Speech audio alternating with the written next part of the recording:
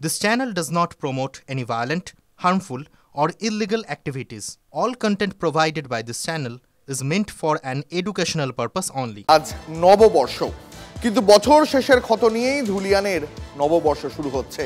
1432-এর শুরুতেও বিষাদের সুর। আতঙ্কের দিনগুলোর ছত্রে ছত্রে গ্রাস করেছে ব্যবসায়ী থেকে সাধারণ মানুষকে। এখনো ব্যাহত স্বাভাবিক জীবনযাপন। কোনো দোকানের শাটার আজও পুরো বন্ধ, কারো দোকান অর্ধেক খোলা। এবারে নববর্ষে কোথাও যেন ছন্দহীন ধুলিয়ান। আগের তুলনায় পরিস্থিতির খানিকটা উন্নতি হয়েছে, কিন্তু সেটা বছরভর থাকবে তো? তাণ্ডবের ক্ষতচিহ্নের কথা ভেবে এই প্রশ্ন তুলছেন ধুলিয়ানবাসী। আজ পয়লা বৈশাখ, বাঙালির নববর্ষ, বাংলার নববর্ষ, কিন্তু ধুলিয়ান শহর শামশেরগঞ্জ সেই জায়গা থেকে অনেকটাই দূরে। কারণ সেখানে না রয়েছে নববর্ষ, না রয়েছে মানুষের মনে আনন্দ। গত কয়েকদিন ধরে যেভাবে তাণ্ডব লীলা চলেছে, তাতে এই ধুলিয়ান শহরের অর্ধেকের বেশি দোকান খোলেনি। আবার বহু দোকান লুটপাট হয়ে গিয়েছে। খুললেও সেই দোকানের ভেতরে শুধুই ভস্ম, কারণ একাধিক দোকানের ভিতরে জ্বালিয়ে দেওয়া হয়েছে। কোনো দোকান খোলেনি সেইভাবে দোকানগুলোতে নববর্ষে নেই। সবাইকে মিষ্টি মুখ করায়, কারণ মিষ্টির দোকানগুলো বন্ধ। লোকের এখন দরকার হচ্ছে খাবারের সংস্থান। দুটো সম্প্রদায়ের মধ্যে যে বিশ্বাসযোগ্যতা ছিল, সেই বিশ্বাসযোগ্যতার বাঁধটা ভেঙে গেছে। বিশ্বাসযোগ্যতাটা নেই, একদমই নেই। মানুষের চোখে মুখে আছে যেটা যে হচ্ছে সেটা শ্মশানের শান্তি। এইটা কাটানো দরকার, সব থেকে আগে দরকার কাটানো। অনেক দেরি, এখন স্বাভাবিকতা অনেক দেরি। মানুষের মধ্যে প্রচুর আতঙ্ক। এটা তো অবশ্যই কেন্দ্রবাহিনী রাখতেই হবে। এটা নববর্ষকে বিমর্ষ হয়ে রয়েছে সব মানুষজন। হ্যাঁ, কই সেই নববর্ষ তো নেই আর। লোকজন আসছে না ভয়ে। হালখাতা করতে পেরেছেন? না, হালখাতা করতে পারিনি। কিন্তু আমরা চাইছি এখানে একটা ক্যাম্প হলে ভালো হয়। যারা করছে আর কি, আর অ্যাটাক করছে আমাদেরকে, তারা তো পুলিশকে দেখে ভয় করছে না। ওরা এখনো আমরা আতঙ্ক হয়েই আছি, মানে বাড়িতে আমাদের ঘুম সেরকম ভালো করে হয় না। নববর্ষ আনন্দ বলে আমাদের কিছুই নাই, আমাদের মনের মধ্যে এখনো আতঙ্কতা আছে। পুলিশ ফোর্স থাকতেও তো না, রাত্রে জেগে থাকতে হচ্ছে। মানে এখনো এতটাই আতঙ্ক, ভয় আছে। মানে প্রয়োজন পড়লে আপনার দরকার বলে যে এইরকম মনে হচ্ছে যে আপনার বাড়ি ঘর ছাড়তে হবে। আমরা এখনো আতঙ্কিত হয়ে আছি। এই আতঙ্ক থেকে বেরোতে আমাদেরকে সময় লাগবে। কোনো নববর্ষ নেই আমাদের নববর্ষ আছে কিনা আমরা কিছু বুঝতেই পারছি না। জামা কাপড়ের দোকানের মালিক তিনি কিন্তু স্পষ্ট ভাষায় জানালেন যে তাদের মনে নববর্ষ আছে কি না সেটা তো এলাকা দেখলে বোঝা যাচ্ছে, তাদের মুখ দেখলে বোঝা যাচ্ছে। বড়সড় আর্থিক ক্ষতির মুখে পড়েছেন তারা, কারণ নববর্ষ রয়েছে কিন্তু তাদের মনে এখন শুধুই বিষাদ। ক্যামেরায় অর্ঘ চট্টোপাধ্যায়ের সঙ্গে সায়ন্ত ভট্টাচার্য, TV9 বাংলা, শামশেরগঞ্জ। জঙ্গিপুর, ধুলিয়ান, শামশেরগঞ্জে যে তাণ্ডব চলল গত কয়েকদিন ধরে, তার পিছনে কে রয়েছে, কারা জড়িত?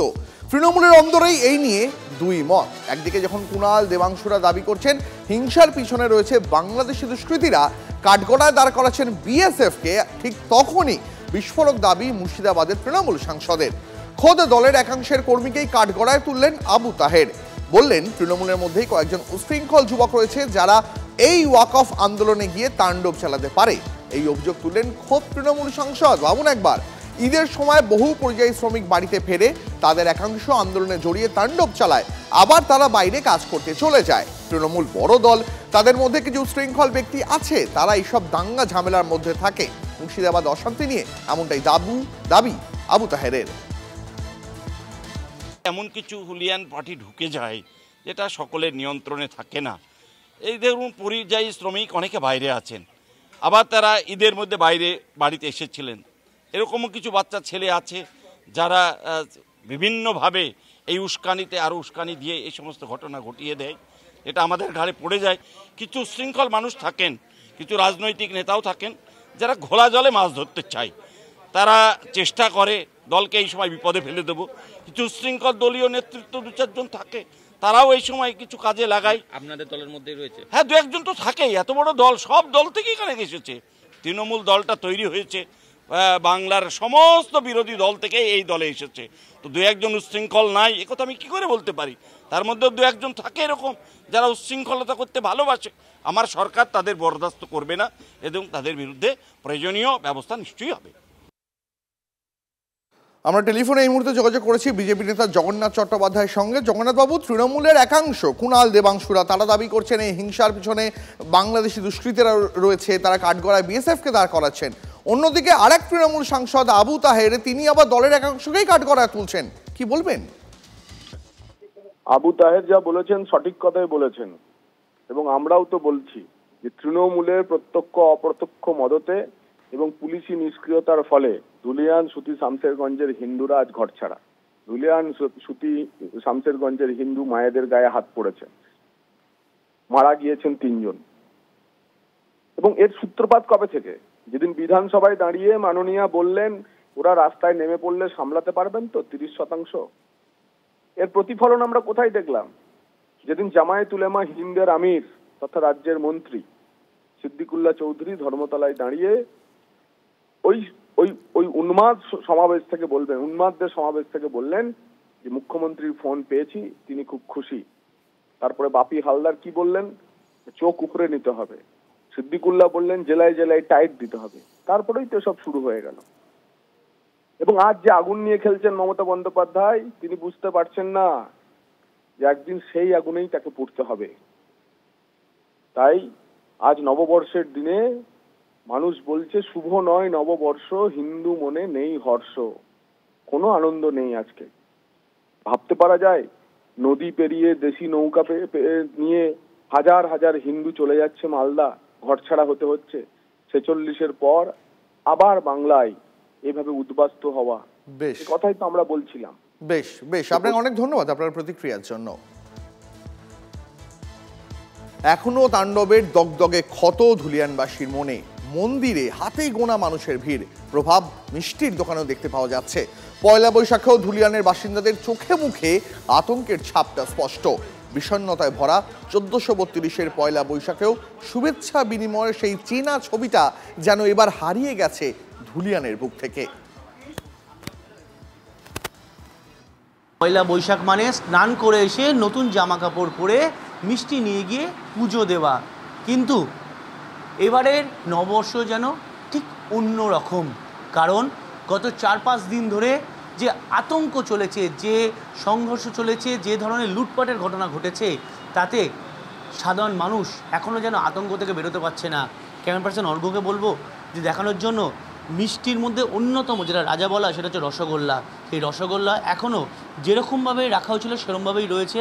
সকালে নামমাত্র খরিদ্দার এসেছেন, কিন্তু পয়লা বৈশাখের দিন যে ধরনের মিষ্টি বিক্রি হয়ে থাকে অন্যান্যবার, সেটা এবার হতে দেখা যাচ্ছে না। আমি আরও একটি মিষ্টি দেখাতে বলবো, যেটা হচ্ছে মুর্শিদাবাদের অন্যতম বিখ্যাত মিষ্টি। সেই মিষ্টিও পড়ে রয়েছে। মিষ্টি কি এই বছর সেরকম বিক্রি আছে?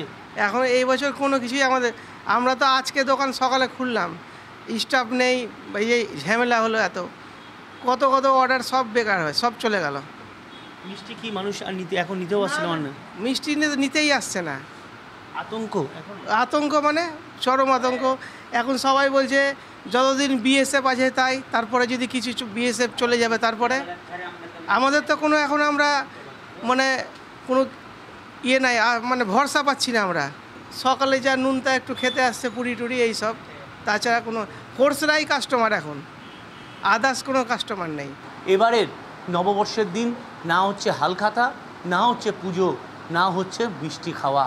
আর সেই ছবিটা যেন এই মিষ্টির দোকানে এসে আরও ভালোভাবে ফুটে উঠল।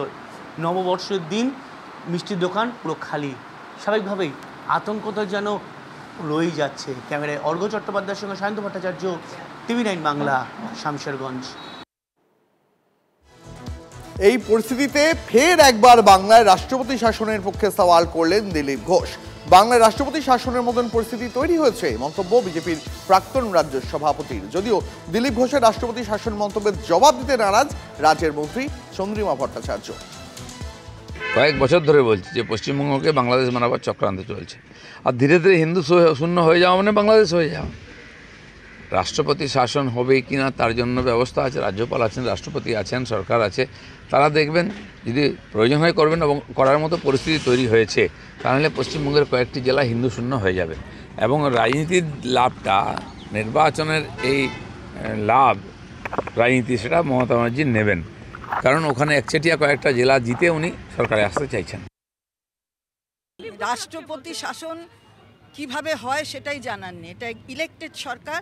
ওসব বলে দিলীপবাবুর দিলীপবাবুর কথার তো কোনো মানে হয় না। আর দিলীপবাবু যেভাবে মহিলাদের অসম্মান করেছেন, তারপরে ক্ষমাও চাননি, দিলীপবাবুর কথার কোনো উত্তর দেওয়ার প্রয়োজন আছে বলে আমরা মনে করি। মুর্শিদাবাদে অশান্তির মোকাবিলায় পুলিশের ভূমিকা নিয়ে প্রশ্ন তুলে দিলেন অধীর চৌধুরী। কার নির্দেশে, কোন ষড়যন্ত্রে নিষ্ক্রিয় থাকলো পুলিশ? পুলিশ মনে করলে এভাবে তাণ্ডব চালাতে পারত না দুষ্কৃতীরা? শুধু কি পুলিশের অদক্ষতা, নাকি অদক্ষ করে রাখা চক্রান্ত পুলিশকে? সুপরিকল্পিতভাবেই কি পুলিশকে কাজ করতে বাধা? তদন্ত হওয়া দরকার, দাবি তুললেন অধীর চৌধুরী। আমার প্রশ্ন যে শুধু কি পুলিশের অদক্ষতা, না পুলিশকে অদক্ষ করে রাখার কোনো ষড়যন্ত্র? কোনটা? পুলিশকে সরাসরি ময়দানে নামতে কোনো কি পরিকল্পিত বাধাদান হয়েছিল, না পরিকল্পিত কোনো ষড়যন্ত্র ছিল? কোনটা? কার নির্দেশে, কার অঙ্গুলি হেলনে, কোন ষড়যন্ত্রের কারণে পুলিশ নিষ্ক্রিয় থাকলেও, উদাসীন থাকলেও? পুলিশ যদি মনে করত এ ঘটনা ঘটতো না। পুলিশ মনে করেনি, তাই ঘটনা ঘটেছে। কিন্তু পুলিশ কেন মনে করেনি সেটাও তদন্ত হওয়া দরকার। তাহলে কি পুলিশের মধ্যে কেউ পদে থেকেও সেই পদের অপব্যবহার করেছে? দিকে দিকে ধ্বংসচিহ্ন, বুকে অশান্তির ক্ষত, অশান্তির আবহে মুর্শিদাবাদের ফিকে নববর্ষের আনন্দ। পুলিশের আশ্বাস, বাহিনীর রুট মার্চের পরেও যেন ভয় কাটছে না বাসিন্দাদের। পরিস্থিতির কিছুটা উন্নতি হলেও এখনও আতঙ্ক চোখে মুখে। নতুন করে গন্ডগোলের কোনো খবর মেলেনি জঙ্গিপুর, ধুলিয়ান বা সুতি থেকে। তবে ওই এলাকাগুলিতে ইন্টারনেট পরিষেবা এখনো বন্ধ। পুলিশ সূত্রে খবর, আপাতত মঙ্গলবার সন্ধে পর্যন্ত মুর্শিদাবাদের কয়েকটি এলাকায় ইন্টারনেট পরিষেবা বন্ধ রাখার সিদ্ধান্ত নেওয়া হয়েছে। ইতিমধ্যে গ্রেপ্তারির সংখ্যা 200 পেরিয়ে গেছে। জাল পাসপোর্টের জাল ঠিক কতদূর বিস্তৃত? নতুন বছরের প্রথম দিনই অ্যাকশন মোডে ইডি। পাসপোর্ট জালিয়াতি মামলায় বিরাটি, বেগবেগান সহ রাজ্যের 8 জায়গায় তল্লাশি কেন্দ্রীয় এজেন্সির। ভবানীপুর থানায় দায়ের হওয়া পাসপোর্ট জালিয়াতির মামলায় পৃথকভাবে তদন্ত শুরু করে ইডি।